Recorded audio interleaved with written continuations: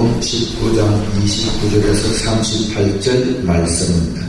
감람원이라는 산에 벳파게와 베다니에 가까이 와서 이에 제사장들을 보내시며 이르시되 너희 맞은편 마을로 가라. 거리로 들어가면 아직 아무 사람도 타보지 않은 나귀 새끼에 매여 있는 것을 보리니 풀어 끌고 오너라. 만일 누가 너에게 어찌하여 푸느냐 묻거든 이렇게 말하되 주가 쓰시겠다 하라 하심에 보내심을 받은 자들이 가서 그 말씀하신 대로 만난지라. 그 나귀 새끼를 풀 때 그 임자들이 이르되 어찌하여 나귀 새끼를 푸느냐 주께서 쓰시겠다 하고 그것을 예수께로 끌고 와서 자기들의 겉옷을 나귀 새끼 위에 걸쳐놓고 예수를 태우니 갔을 때 저희가 자기의 겉옷을 길에 펴더라. 이미 감람산에서 내려가는 편까지 가까이 오시니 제자의 온 무리가 자기의 본 바 모든 능한 일을 인하여 기뻐하며 큰 소리로 하나님을 찬양하여 가로되 찬송하리다. 주의 이름으로 오시는 이여 하늘에는 평하여 가장 높은 곳에는 영광이로다 하니. 아멘. 오늘 제목은 주께 쓰임받는 나귀가 되자라는 제목을 가지고 말씀을 상고해 보도록 하겠습니다. 우리의 죄와 허물로 인하여 영원히 죽을 수밖에 없는 우리를 위해서 예수님께서는 나귀를 타고 예루살렘에 입성하는 장면이 오늘 본문 말씀입니다. 이 본문 말씀에 예수님이 예루살렘에 입성하실 때 나귀 새끼를 타고 가시는 것을 이미 구약의 스가랴서의 9장 9절에 보게 되면 예언을 해놓고 있죠. 그래서 우리가 그 예언대로 예수님께서 나귀를 타고 입성하는 장면이 본문 말씀입니다. 그런데 여기서 보게 되면은 왜 예수님이 나귀를 타고 왔느냐? 그러면 나귀가 뭐냐? 나귀는 주님 앞에 훌륭하게 쓰임을 받았죠. 오늘 본문 말씀을 보게 되면은 주님께서 쓰시겠다 하니까 주께서 귀히 쓰임받고 예수님께서 나귀 새끼를 타는데 그러면 여기서 나귀가 무엇인지 한번 살펴보도록 합니다. 이 나귀라고 하면서 저와 여러분은 이방인을 나귀다. 나귀는 부정한 짐승이죠. 아멘. 예, 부정한 짐승. 나귀는 부정한 짐승으로 나옵니다. 그리고 네발 짐승이죠. 네발 가진 짐승입니다. 성경이 굉장히 중요합니다. 나귀라는 말이. 이 나귀 새끼를 타고 가신다는 것을 말씀하셨고 또 창세기에 보게 되면은 창세기 22장 3절에 보게 되면은 이삭이 번제를 드릴 때 아브라함이 이삭을 번제로 모리아산에 들어갈 때 이삭을 나귀 새끼에 태워서 갑니다. 그래서 그 번제 드릴 나무를 쪼개가지고 이삭을 태우고 나귀에 태워서 번제를 드리러 가는 장면이 창세기 22장에 나옵니다. 그래서 이 이삭은 예수님을 비유한 거죠. 예수님을 비유한 것이고 번제를 드릴 그 예물을 예수님을 비유한 것이 이삭이고 그 이삭이 나귀를 타고 갔고 번제 쓸 나무, 즉 예수님이 십자가 달리실 때 그것도 나무를 쪼개서 번제 쓸 나무가 십자가를 비유합니다. 그래서 번제 쓸 나무 이렇게 나옵니다.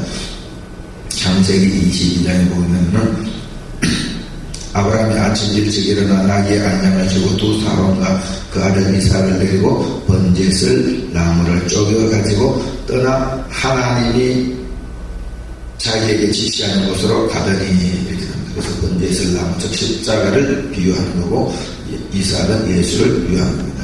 또 창세기 49장 10절 이하에 보게 되면은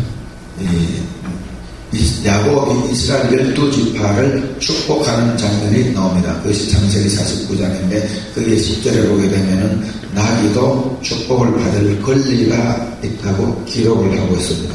창세기 49장 10절에 보게 되면 홀이 유다를 떠나지 아니하며 시리자의 지팡이가 그 발사에서 떠나지 아니하시기를 실로가 오시기까지 미치리니 그에게 모든 백성이 복종하리로다. 그의 나귀를 포도나무에 매며 그 암나귀 새끼를 아름다운 포도나무에 맬 것이며 또 그의 옷을 포도주에 빨고 그 복장을 포도즙에 빨리라. 그래서 그 나귀 새끼가 여기도 나오는데 이 나귀라고 하는 것은 이방인을 비유하는 것이고 또 부정한 짐승입니다. 그래서 여기서 나귀는 이방인을 비유합니다. 이방인. 예수님이 예루살렘 들어갔을 때 그러면 무엇을 타고 갔다는 거죠? 이방인과 함께 들어갔다 그 말이죠. 예루살렘 입성하실 때 그걸 비유한 겁니다. 그리고 출애굽기 20장 17절에 보게 되면은 10계명 중에서 맨 마지막 계명이 내 이웃 집에를 탐내지 말라. 내 이웃의 아내나 그의 남종이나 그의 여종이나 그의 소나 그의 낙이나 무릇 내 이웃의 소유를 탐내지 말라고 합니다. 근데 여기도 보게 되면은 그 나귀가 나옵니다. 소와 나귀가 나오는데 소는 주의 종을 비유한 거고 나귀는 이방인을 비유한 겁니다. 그래서 이방인은 부정한 짐승이 되고 이스라엘 백성은 정한 짐승입니다. 그것이 레위기 11장에 나오죠. 그래서 이래서 나귀는 이렇게 하나님께 훌륭하게 쓰임을 받습니다. 쓰임 받으시길 주의 이름으로 축복합니다. 그래서 나귀로 비유가 나옵니다. 출애굽기 23장 4절에 보게 되면은 모세가 기록하기를 만일 내가 내 원수의 길이 되는 소나 나귀를 만나거든 반드시 그 사람에게 돌릴지며 즉 주인에게 돌려주라 그 말이죠. 주인에게 돌려주라입니다. 이것을 종합적으로 설교하는 내용이 신명기입니다. 출애굽기, 레위기, 민수기를 종합해서 설교하는 내용이 민수기 그대로 신명기인데 신명기 22장 1절에도 보게 되면 나옵니다. 내 형제의 우양이 기리는 것을 보고도 못 본체하지 말고 너는 반드시 그러다가 내 형제에게 돌릴 것이요 내 형제가 내게서 멀거나 내게 그를 알지 못하거든 그 짐승을 내 집으로 끌고 와서 내 형제가 찾기까지 내게 두었다가 그에게 돌릴지니 낙이라도 그리하고 어복이라도 그리하고 무릇 형제의 일은 아무것이든지 내가 그건 다 그리하고 못 본 채 하지 말라 그럽니다. 내 형제의 길이는 우양 형제의 길이는 우양이 나옵니다. 그죠? 형제의 길 잃은 우양 길 잃은 우양과 또 뭐가 낙이가 나오죠. 낙이 나오죠. 그 길이 나오는데 여기서 말하는 형제라고 하는 것은 형제가 길을 잃었습니다. 그리고 그 형제의 우양도 길을 잃고 그 형제의 낙이도 길을 잃은 겁니다. 그럼 여기서 형제라고 해서 마태복음 12장에 보게 되면 성령 해방죄를 쭉 기록하시고 나머지 그 설명하시는 장면이 나옵니다. 그래서 예수님께서 설교하고 있는 가운데 예수님의 모친 마리아와 그 형제들이 밖에서 기다리고 있습니다.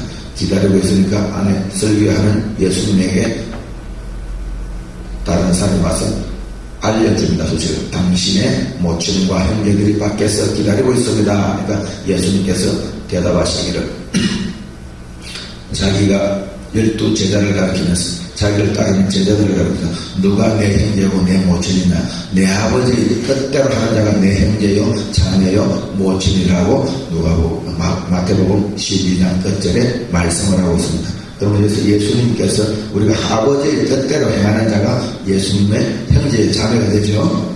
부모가 된다 그 말입니다. 그렇죠? 그러니까 자기 육신의 그 마리아는 어머니라고 하지 않습니다. 형제도 형제라고 하지 않죠. 네, 육신이면 그러면서 딱 그 배척을 해버립니다. 배척을 해버리고 제자들에게 손을 가리키면서 이야기합니다. 누가 내 형제고 내 자매냐 제자들을 손으로 가리키면 이 사람이 내 형제요 내 모친이요 내 자매라 이렇게 이야기를 합니다. 그렇죠. 그러면 예수를 믿는 사람 아버지의 뜻대로 하죠. 제자들이 아버지의 뜻을 우리는 알아야 됩니다. 아버지의 뜻을 요한복음 6장 40절에 보면 내 아버지를 보내신 이를 믿는 거 아버지 말씀대로 살아가는 거 그것을 말씀을 하고 있는데 근데 형제라고 그럼 예수님과 우리 사이는 형제죠. 예수는 우리 사이가 형제 맞죠. 그런데 예수님은 우리가 형님이라고 부릅니다. 여자들은 오빠라고 부르겠죠. 근데 예수님은 형님이라 부릅니다. 형님 같이 계시다. 찬송가도 나오죠. 네, 찬송가. 그래서 예수님은 우리가 막 아버지의 뜻대로 할 때 형님이라고 부르는 겁니다. 아무나 형님이라고 그러면 안 된다니까. 아무나 아버지의 뜻대로 하는 사람은 형님이라고 부르는 겁니다. 네.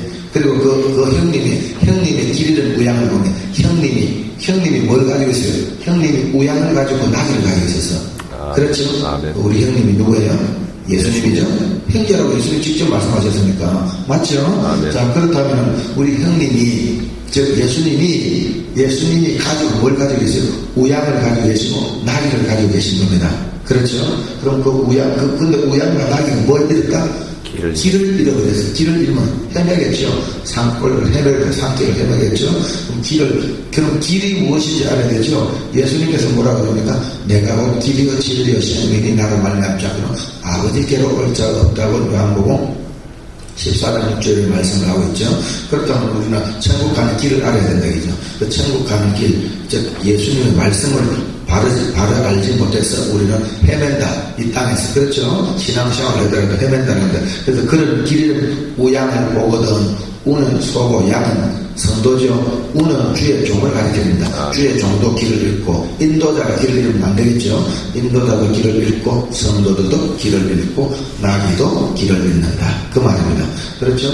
그러면 여기서 우양은 크게 보면 두 가지입니다. 이스라엘 백성들이 바리새인이 어떻게 됩니까? 우가 되겠죠. 소가 되겠죠. 주의 종이니까, 인도자니까. 양들은 백성이 되겠죠. 네, 늘 크게는 그렇게 되는 겁니다. 그리고 나귀는 이방인, 부정한 짐승이니까. 나귀는 부정한 짐승이죠. 굽이 갈라지고, 나귀는 부정한 이방인, 이방인 이런 사람들은 다 하나님을 섬기는 자들. 이런 사람들을 보거든 어떻게 하라고 그랬어요? 못 본체 하지 말고 내가 반드시 그 사람을 데려다가 내 형제에게 돌려주라. 내 형제 누굽니까? 형님한테 돌려드리라, 그 말이죠. 우리 형님 예수님한테 돌려드리라, 그 말입니다. 그 사람은 길을 잃었다는 겁니다. 오늘날 우리가 성도들이 주의 천국 가는 길을 몰라가지고, 길을 모르니까 진리를 만나지 못하고, 진리를 만나지 못하고 생명이 없다 그랬죠. 내가 곧 길이요 진리요 생명이라고 그러니까. 그래서 예수님이 그 길을 돌려주라고, 형님한테 돌려주라, 예수님한테 돌려드리시길 주를 축복합니다. 어떻게 돌려주는 방법이 어떻게 돌려줍니까? 돌려준다는 말은 그에게 성령을 받겨서 예수를 만나게 해주라, 그 말이죠. 만나면 돌려주는 거죠. 네, 그것을 이렇게 비유를 한 거다, 이 말입니다. 그래서 내 형제가 되게서 돌릴 것이요, 멀거나 헛걸을 알지 못하는 그 짐승을 내 집으로 끌고 가서 내 형제가 찾기까지, 예수님이 그 영혼을 찾기까지 내가 잘 맡겨뒀다가 잘 양육했다가, 그 말이죠. 잘 보관했다가, 보관한다는 것은 잘 데리고 막연하게 데리고 있는 게 아니고, 그 우양과 나귀를 어떻게 해야 됩니까? 그들을 먹이고 입히고 재우고 그렇게 해야 되겠죠. 뭐를 먹이고, 말씀을 먹이고 꼴을 먹이고, 그죠? 예수 피를 발라주고, 그렇죠? 예, 먹이고 있고, 그 말입니다. 예, 그냥 우리가 문자적으로 보게 되면은 그냥 집에 데리고 있는 것처럼 그렇게 보이는데 그것이 아니고, 그래서 양육을 해라, 그 말입니다. 예수를 만날 수 있도록 잘 키우라, 그 말이죠. 키워서 예수님한테 돌려드리라, 그 말입니다. 다른 말로 전도를 잘해서 예수를 만나게 해서 천국을 갈 수 있도록 인도해주라, 그 말이죠. 예, 그것을 이야기하는 겁니다. 그래서 그렇게 하고, 또 나귀도 그렇게 하랍니다. 나귀도 그렇게 한다. 그 나귀는 아까 이방인이라고 그랬죠. 나귀는 부정한 짐승이니까 이방인입니다. 정한 짐승은 이스라엘 백성이고, 부정한 짐승은 이방인으로 이렇게 나누어 볼 수가 있습니다. 자, 그리고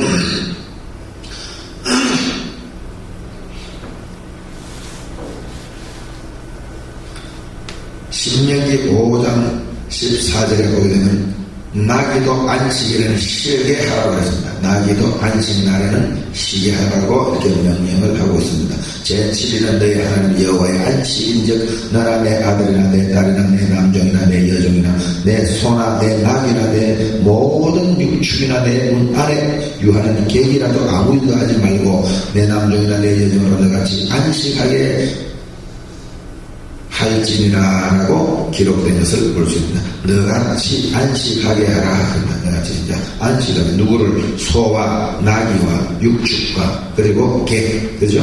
나그네를 안식하게 하라. 그래서 안식하게 하라는 말은 쉬라는 말이죠. 안식은 쉬는 것을 말하죠. 쉬려고 하면 쉰다는 말은 자유하는 거죠. 몸이 자유롭고 마음이 자유롭고 시간이 자유로운 것을 말하는 거죠. 쉬는 거죠. 변해시는. 그러면 안식한다는 말은 즉 성령을 받게 해주라, 그 말입니다. 그래서 내 소나 나귀는 절 안식하게 해주라, 즉 성령 받게 해주라, 너와 같이 예수를 만나게 해주라, 그 말입니다. 그래서 이방인에도 이렇게 안식할 권리가 있다. 이미 야곱이 축복을 해놨죠. 창세기 49장에 나귀도 그렇게 축복을 받아 포도나무에 맨다고 그랬어요. 나귀를. 그렇죠? 나귀를 포도나무에 맨다는, 포도나무는 예수님을 위한 거죠. 나는 참 포도나무요 너희는 가지니 내 아버지는 그 농부라. 요한복음 15장에 나오죠. 예, 그러면 그 포도나무에 맨다는 말은 예수님한테 맨다, 그 말이죠. 누가? 나귀가. 그래서 그 옷을 포도전에 빨고 그렇게 나오죠. 예수 피에다 보혈을 씻으라, 그 말이죠. 그 죄를, 그 나귀의 죄를, 그걸 비유하는 겁니다. 그래서 안식하게 해주라. 신명기에 이렇게 미리 예언을 합니다. 그렇다면 이 나귀는 이방인이라는 것이 나오고, 이방인을 지금 나귀를 타고 예수님께서 입성을 한다면 이방인과 함께 어디 들어간다? 천국 들어간다 그 말이죠. 이방인과 함께. 근데 이스라엘 백성들은 하나님을 섬기고 말씀대로 살아가려면 그들은 하나님을 예수를 섬기지 않기 때문에 못 들어가는 것을 설명을 합니다. 그렇죠? 비는 말씀, 해도 말씀이죠. 여호와의 해는 하나님이 예수님을 비칭하는 건데 하나님을 비칭하는 건데 이 원수들에도 말씀을 주고 하나님을 섬기죠. 그렇죠? 그래서 이 원수를 사랑하랍니다. 어떻게 사랑하는 이들에게 말씀을 집어넣어주고 생명의 돌을 불어넣어주라 그 말입니다. 성령을 받게 해주라는 겁니다. 이스라엘 백성의 원수라는 말이 이해가 되니까 무슨 말인지 그들에게 복음을 전해주라 그 말이죠. 누가? 나귀를 이방인을 통해서 나귀를 통해서. 그래서 여기에도 햇빛을 내린다. 선인과 악인 이방인은 선인이죠. 저와 여러분 예수를 영접하고 주의 말씀을 쫓아가니까 훌륭한 나귀에서 쓰임받으니까 선인이고 악인은 누굽니까? 이스라엘 백성이죠. 하나님을 배척해버립니까? 그렇죠? 지금도 배척을 무화과 나무에 비해서 나오죠. 그러니까 이 사람들에게는 이 원수, 그러니까 이스라엘 백성이 원수죠. 하나님을 볼 때는. 그렇죠? 이스라엘 백성은 이 원수도 사랑하라 그 말입니다. 그래서 그 원수의 길이는 소나 나귀는 이 원수 밑에 이 원수가 외식하는 바리새인과 서기관 율법사 밑에 누가 있다? 나귀도 있고 또 뭐가 있어요? 소도 있다. 주의 종들 이들에게 길을 잃지 않도록 즉 생명의 돌을 진리의 돌을 믿음의 돌을 바로 증거해주라. 하나님의 돌을 잘 증거해주라 그 말입니다. 근데 사랑해주는 이것을 지금 사도 바울은 로마서에 보면은 그렇게 나옵니다. 로마서 12장에 보면 내 원수의 머리에다가 숯불을 피워주라 합니다. 숯불. 원수의 머리에다가. 아멘. 그렇죠. 내 원수의 머리에다가 숯불을 피워주라. 숯불은 성령을 비유한 거죠. 성령 이사에서 보면 이사야가 입술에 숯불에 닿으니까 재단 숯불에 닿으니까 자기 화가 다 지어지고 자기 그 죄가 다 타버렸죠. 그때부터 쓰임 받았죠. 이사야에서 그와 마찬가지 숯불은 성령불을 성령 받게 해주라 그 말입니다. 즉 예수님을 만나게 해주라 그 말이죠. 다른 말로. 그래서 원수를 사랑하라는 그것이 사랑하는 그 예수를 만나게 해주는 게 사랑하는 겁니다. 할렐루야. 그 원수가 하나님의 원수 외식하는 서기관과 바리새인과 오늘 말하면은 예수를 믿고 하나님의 말씀을 열심히 살아가지만은 성령의 인도를 받지 못한 자를 가르치는 거죠. 성령의 인도 받지 못한 자를 가르치는 겁니다. 그래서 그 원수를 사랑해주라. 그것이 지금 모세가 출애굽기 23장 4절에 말씀하시기를 내 원수의 길이는 소나 나귀를 만나거든 반드시 그 사람에게 돌려주라. 그 사람이 누굽니까? 예수님이죠. 그렇죠? 예수님이죠. 그 예수님에게 돌려주라. 돌려주는 방법이 어때? 그가 성령 받게 되면 되는 거죠. 하나님 만나게 되면 예수를 만나게 되면 된다 이 말입니다. 그럼 그 영혼이 그를 나서 어떻게 갑니까? 천국 들어갑니다. 결국에는. 그렇죠. 그것을 이렇게 짐승으로 비유했다 이 말입니다. 그래서 우리는 이 낙이 쓰임받는 하나님께 쓰임받는 낙이 되시기를 주의 이름으로 축복합니다. 우리는 낙이 훌륭한 이렇게 예수님한테 낙이는 쓰임받는데 이것이 베드로는 그렇게 표현을 잘 한 겁니다. 베드로후서에 보게 되면. 그래서 쓰임받는 낙이 새끼를 되기를 주의 이름으로 축복합니다. 어떻게 쓰임을 받느냐 그러면 우리가 지금 낙이는 비유를 했던 이방인을 비유하고 저와 여러분을 비유했는데 그럼 우리가 이렇게 어떻게 주님 앞에 쓰임받느냐지 쓰임받는 것이 중요합니다. 오늘 본문 말씀에는 예수님께서 뭘 타고 왔었어요? 나귀를 타고 갔죠. 나귀 등을 타고 갔죠. 나의 등 위에서 나를 도우시는 주. 나의 등에 누가 타고 왔어요? 예수님 타셔야 되겠죠. 내 등에다가 그죠? 그리고 예수님한테 그렇게 쓰임 받으시길 주의 이름으로 축복합니다. 그런데 이 말씀을 사도 바울은 로마서 12장 1절 2절에 보게 되면 너희 몸을 하나님이 기뻐하시는 거룩한 산 제사로 드리라. 그 이유는 너희들이 드릴 영적 예배니라.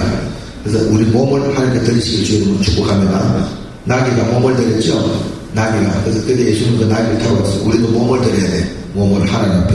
그래서 너희 몸을 하나님 기뻐하시는 거룩한 산 제사로 너희는 너희의 드릴 영적 예배니라. 너희는 이 세대를 본받지 말고 오직 마음을 새롭게 함으로 변화를 받아서 하나님의 선하시고 기뻐하시고 온전한 뜻이 무엇인지 분별하도록 하라고 로마서 12장 1절에 이하에 기록하거든요. 그래서 우리 몸을 하나님께 귀하게 들으시고 이 세대 즉 외식하는 바리새인과 서기관과 율법사들 즉 기름 본받지 못한 종들을 본받지 말라 그 말이죠. 거짓말하는 자들을 따라가지 말라는 말이죠. 그렇죠. 그래서 우리가 오늘 본문 말씀같이 선하게 훌륭히 쓰임받는 나귀가 되시기를 주의 이름으로 축복합니다. 기도하겠습니다. 사랑의 아버지 하나님 감사합니다. 오늘도 이렇게 이사야도 똑같이 연합니다. 모세 오경 율법에 이렇게 기록되어 있지만은 이사야 선지자도 이사야서 1장 3절에 보게 되면은 부정한 짐승 나귀도 주인의 구유를 알아본다고 예언을 하고 기록하고 있습니다. 소는 그 임자를 알고 나귀는 주인의 구유를 알건만은 이스라엘은 알지 못하고 내 백성은 깨닫지 못하는도다 하셨다. 소는 주의 종들이죠. 그 임자를 안다. 주의 이방인의 주의 종, 즉 소는 주의 종들도 임자를 알고 나귀도 주인의 구유를 안다. 나귀는 이방인입니다. 저와 여러분이 나귀로 비유를 넣습니다. 그리고 주인의 구유가 뭔가 진리의 말씀 예수님이죠. 예수님을 비유하는데 이렇게 의인한 비유로 이렇게 교훈을 하고 있습니다. 그래서 이들은 이방인들은 하나님을 알고 창조주를 아는데 너희들은 나를 모른다 그 말입니다. 이스라엘 백성. 그렇죠. 오늘날 우리가 영적인 영의 시작으로 들어가면 실제로 보이는 이스라엘 백성이 아니고 저와 여러분들도 아브라함의 자손이기 때문에 하나님을 섬길 때 믿을 때 아브라함의 자손이기 때문에 아브라함과 함께 복을 받는다고 갈라디아에서 기록을 하고 있습니다. 그래서 우리도 주의 종들이 지금은 바리새인이요 서기관이요 율법사라고 비유로 볼 수가 있습니다. 그래서 우리도 이렇게 이사야가 예언을 하고 또 베드로도 동일한 말을 합니다. 베드로서 2장 16절에 보게 되면은 말 못하는 나귀가 역사를 하는 장면이 나옵니다. 베드로후서에 보게 되면은 베드로도 같은 말을 합니다. 나귀에 대해서 언급을 많이 합니다. 베드로후서 2장 16절을 보겠습니다. 2장 16절에 보게 되면은 자기의 불법을 인하여 책망을 받되 말 못하는 나귀가 사람의 소리로 말하여 이 선지자의 미친 것을 금지하였느니라. 왜 베드로가 이 말씀을 하냐면 진리의 도를 해방시킵니다. 진리의 도, 생명의 도, 믿음의 도, 부활의 도, 십자가의 도, 의의 도, 믿음의 도, 이 도가 많이 나옵니다. 이렇게 진리의 도를 해방시키는 거짓 선지자가 나옵니다. 거짓 선지자가 백성들에게 많이 나왔다고 얘기를 합니다. 그러면서 이것을 쓰면 이 말씀은 베드로후서 1장부터 봐야 됩니다. 근데 2장 1절에 보게 되면 그러나 민간에 또한 거짓 선지자들이 일어났나니 이와 같이 너희 중에도 거짓 선생들이 있으리라. 저희는 멸망할 비단을 가만히 끌어들여 자기를 사실 주를 부인하고 임박한 멸망을 스스로 취하는 자들아. 이 여럿이 저희 호식하는 것을 쫓아주니 이로 인하여 진리의 도가 회방을 받을 것이요 저희가 탐심을 인하여 지은 말을 가지고 너희로 이익을 삼으니 저희 심판은 대책부터 지체하지 않으며 저희 멸망은 차지 아니하느니라. 지은 말로 가지고 진리의 도를 갖다가 해방시킨다 이 말입니다. 진리의 도, 생명의 도, 부활의 도, 십자가의 도. 근데 무엇으로 해방시킨다고요? 이사람들 거짓말로, 지은 말로. 말을 지어내니까 지어말이니까 거짓말 맞죠? 그렇죠? 아멘. 지은 말을 가지고 말로 지어내니까 거짓하니까 거짓 선지자가 거짓말을 한다 이 말입니다. 지은 말, 생명 말씀합니다. 성경 말씀을 그대로 읽어주시기 바랍니다. 읽고 뜻을 풀어줘야 되는데 뜻을 자기 사사를 풀지 말라고 베드로가 얘기를 하고 오늘 본문 베드로서 3장 16절에서 이 말씀을 꺼냅니다. 그러면서 이런 사람들은 방금 봉독한 말씀처럼 그러나 이 사람들은 본래 잡혀 죽기 위해 난 이성 없는 짐승 같아서 그 알지 못하는 것을 해방하고 즉 진리의 도를 알지 못하는 것을 해방하고 저희 멸망 가운데서 멸망을 당하며 우리의 값으로 우리를 당하며 낮의 연락을 기쁘게 여기는 자들이라. 네 점과 금이라 너희와 함께 연애할 때에 저희 간사하는 가운데 연락하며 그렇게 나옵니다. 그러면서 쭉 하면서 발람의 교훈을 드러냅니다. 저희가 바른 길을 떠나 미혹하여 보울의 아들 발람의 길을 쫓는다. 그는 무리의 삭을 사랑하다가 자기의 불법을 인하여 책망을 받되 말 못하는 나귀가 사람의 소리로 말하여 이 선지자의 미친 것을 금지하였느니라. 그러면 이 말씀이 민수기 22장 28절에 보면 발락과 발람의 사건이 나옵니다. 그래서 하나님께서 발락한테 가지 말라 말라고 그랬죠. 처음에. 근데 하나님께서 훌륭하게 처음에 쓰임받는 그런 선지자가 발람입니다. 저는 하나님이 굉장히 귀하게 쓰임받았고 하나님 말씀대로 순종하면서 선지자 노릇을 제대로 했는데 나중에는 우상을 숭배하고 나중에는 멸망을 했지만은 그래서 처음에 그때 가지 말라고 했어요. 발람과 왕 발락이 이스라엘 백성들을 저주를 해주면 그러면 당신이 최소한 더 장관 내지는 국무 총리 자리에 명예를 높여주고 많은 예물을 재물을 주겠다 그렇게 유혹을 합니다. 근데 그 유혹에 물질의 미혹이 돼가지고 갑니다. 근데 주님께서 가지 말라고 자꾸 가려고 그럽니다. 그러니까 가는데 그러면 자꾸 본인이 가려고 하면 하나님이 그럼 가라고 이렇게 이야기합니다. 가서 어떻게 해주라 그러는데 가다가 뭘 타고 왔으니까 그때도 나귀를 타고 갔죠. 나귀가 포도주 들어가다 길목에서 사다가 전사가 칼을 들고 이렇게 나오니까 그게 겁이 나가지고 엎드리죠. 엎드려 나귀하고 사건이 나오는데 그래서 나중에 나귀가 말을 하죠. 말 못하는 나귀가 발람한테 교훈을 하고 가르칩니다. 그렇죠? 그 장면인데, 그럼 여기 나귀가 이방인입니다. 저와 여러분의 나귀요. 발람은 이스라엘 백성으로 볼 수가 있습니다. 이스라엘의 외식하는 바리새인을 볼 수가 있죠. 그럼 말 못하는 나귀가 원래 나귀가 원래 이방인은 무슨 말을 못합니까? 생명의 말씀을 못한다 이 말입니다. 진리의 말씀, 생명에도, 진리에도, 부활에도, 장세에도, 계시록까지 이런 성경을 모른다 그 말이죠. 이방인은 그걸 말합니다. 그냥 그 말 못한다는 뜻은 그래서 말을 못하는데 이 말 못하는 나귀가 성령을 받고 예수님과 함께 있으니까 말을 하죠. 생명의 말을 한다 그 말입니다. 진리의 말, 부활의 말, 영생의 말 그렇죠. 그 말을 하는데 그 말을 알아듣지 못한 누구한테 얘기니까 발람한테 얘기죠. 발람한테. 그래서 말 못하는 나귀가 사람의 소리로 그 말입니다. 자기의 불법을 인하여 책망을 받게 말 못하는 나귀가 사람 소리로 말해요. 이 선지자의 미친 것은 이 선지자니까 종이죠. 발람 선지자, 이 발람을 갖다가 교육을 하고 교훈을 하는 겁니다. 그래서 자기의 불법을 인하여 책망받는 나귀 선지자의 미친 것을 금지했다 이 말입니다. 그래서 우리는 여기서 말 못하는 나귀에서도 말 잘하시기를 주님으로 축복합니다. 말을 잘하는 생명의 말씀 그대로 바로 알고 바로 정리해 주라는 말입니다. 그래서 이렇게 나오고 또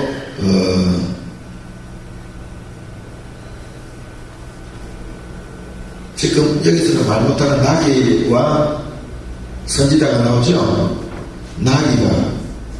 나귀가 나오고 선지자가 나옵니다. 선지자는 누굽니까? 선지자가 발람이죠. 아멘. 발람 선지자가 나오고 나귀는 이방인입니다. 그렇죠?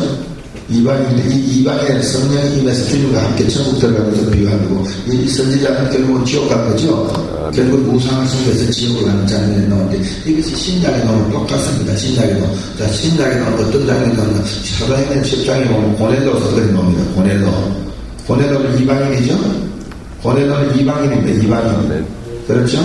그리고 베드로는 하나님의 종이죠. 아멘. 사도니까 종입니다. 이 베드로가 고넬로에서는 환상을 보여주고 베드로도 환상입니다. 베드로가 무슨 환상을 봤습니까? 보자기 속에 네 발 달린 짐승이 나왔다 그랬죠. 네 발 달린 짐승. 그렇죠. 네 발 가진 짐승이 나옵니다. 짐승. 네 발 가진 짐승. 나귀가 네 발 가진 짐승 맞죠? 아멘. 나귀가 이방인 맞죠? 아멘. 이방 고넬로를 비유한 거죠. 고넬로 얼굴이 형상이 내려오는 것이 아니고 뭐라고 해서 네 발 가진 짐승과 각종 기는 것과 나는 것들이 보자기에 쌓여 내려왔다 그랬죠. 그 보자기는 율법을 비유하고 휘장을 비유하는 겁니다. 수건을 비유하는 거예요. 보자기. 그러니까 법계가 운반할 때는 보자기를 꼭 뒤집어 씌워갔죠. 법계 운반할 때 보자기를 아크로 운반할 때 보자기를 뒤집어 씌워서 갑니다. 보자기, 그죠? 그 보자기 휘장이니까 그 휘장을 말하는 거죠. 그 휘장, 보자기. 그 보자기에 뭐가 쌓여있어? 안에 풀어보니까 뭐가 있어요? 보자기 안에 네 발 가진 짐승과 각종 기는 것과 공중에 나는 것들이 있는데 기는 네 발 가진 짐승이 나귀죠? 그 나귀는 이방이니까 고넬로를 말하는 거죠. 그렇게 환상을 보여주고 또 고넬로한테는 그렇게 보여주니까 직접 보내줍니다. 만약에 환상을 거꾸로 보여주면은 순종을 안 합니다. 누가? 고넬료가 말씀을 모르니까 그렇죠? 환상이 무슨 뜻인지도 모르고 그렇게 안 갑니다. 직접 하나 해설할 필요 없이 바로 천사가 직접 나타나서 언제 그래서 누가 있다니까 직접 비랑 시몬의 집이 바닷가에 있는데 거기 가서 누구를 찾아라 해서 베드로를 청해라 그렇게 합니다. 그럼 그 베드로가 그렇게 바로 가르쳐주고 베드로가 와서 설교를 했죠. 그 말씀을 순종해서 성령께서 가라고 하니까 가서 그들이 말씀을 전가할 때 설교할 때 뭐가 했어요? 그들에게 성령이 임했죠. 고넬료가 하나님을 섬기는 그들에게. 그렇죠? 그 고넬료가 평상시에 어떻게 했어요? 하나님을 잘 섬겼잖아요. 구제와 내 기도가 하나님 앞에 상달해서 그래서 네가 때가 차면 내게 응답해 주겠다. 그래서 응답의 선물이 뭐죠? 성령이죠. 그래서 성령이 하나님께서 부어주시지 않고 누구를 통해서? 베드로를 통해서 부어준다는 말입니다. 그렇죠?